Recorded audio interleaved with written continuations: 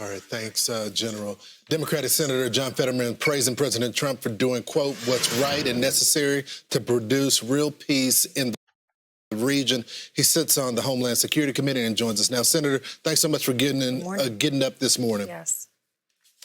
Yeah, it's great to be here. Thank you. So, Senator, there are some on your side of the aisle, and to be frank, some of Republicans that don't agree with this action as well. But you support the president's action here.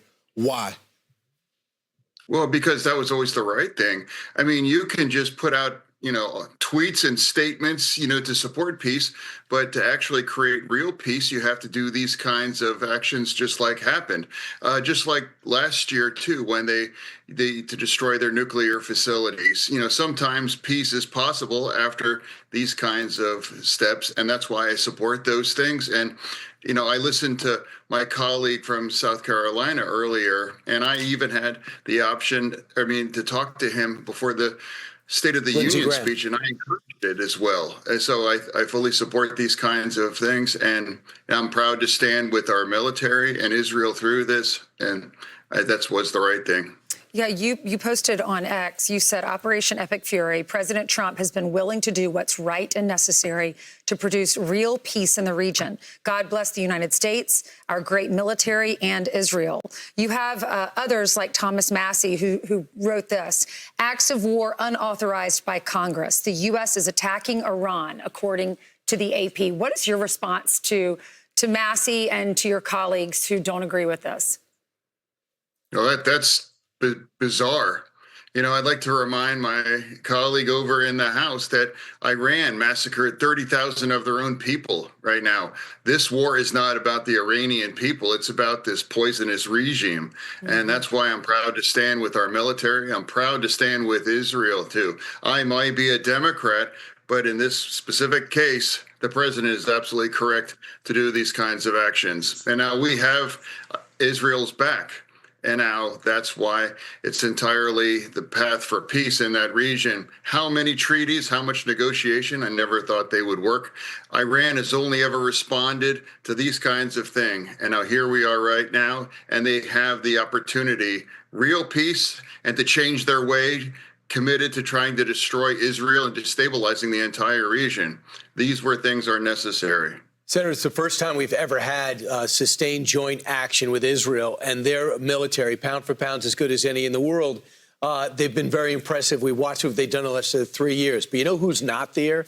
Our European allies. France, really a benign statement. The UK makes it clear that they're not part of this operation. Do they not understand what's happened since 1979? Do they not care about 35,000 people dead on the hands of their own regime? But they were quick to condemn what's happening in Gaza, what they claimed was happening in Gaza. Your thoughts about the disparity? I agree. There were hostages held underground in Gaza, and they now were calling to recognize Palestine. So I'm not surprised that they might kind of say these kinds of meaningless kinds of statement. They should all just lean in on now and stand with America and Israel through this. Why can't we all agree that the Iranian regime has to fall? And now the only thing the Iranian regime clearly can do is just kill its own people. And they were committed to do that. So for me, if these allies can just kind of back away or say, I wasn't involved on that, well, that's entirely to them. But that's why America and Israel had to make this choice. And for me, it's really easy, and it's just about country over party, but it's also about peace over just empty kinds of treating and those kinds of negotiations that never worked since 1979. So, Senator, we're getting notice from reports that Marco Rubio did call the Gang of Eight to give them a heads up that this operation was happening. From a congressional standpoint, what do you want to hear from the administration about, since this has the potential of lasting weeks, what do you want to hear from them? Oh, well, if we don't know how long it would last, but I would look back what happened in June when Israel had the war against Iran, and it took just a couple days for Iran to beg for a ceasefire. Israel was able to to achieve air supremacy after like 2 to 3 days. So, we see how long will last. But now America here right now is in the part of that. And Iran targets were being effectively picked off. And now I think I even saw a report where Iranian people were laughing when they saw a report that the leader's compound was just obliterated to part of it. I'm seeing that too on social media. The supreme leader. Yeah. So we were told that we were going in to strike the ballistic missile sites to make sure they don't have these ballistic missiles, that they're not working on an intercontinental missile that could target us, and that Israel was going in to attack the commanders, the Ayatollah, the president, and some of their people, some of the leaders. What is your knowing? And we heard General Jack Keane say the intel on these individuals is so, quote, exquisite, he said. He said he didn't want to go into it, but we know where these individuals are. Did they have time? Do you think we got them? And if we did, when would we hear that? And it wasn't really a secret that this was going to happen. There were rumblings all over the news. We all knew that this could happen after the State of the Union address. But when will we find out if they were killed? And how much do you think they stayed in their homes and wherever, or did they go to hiding?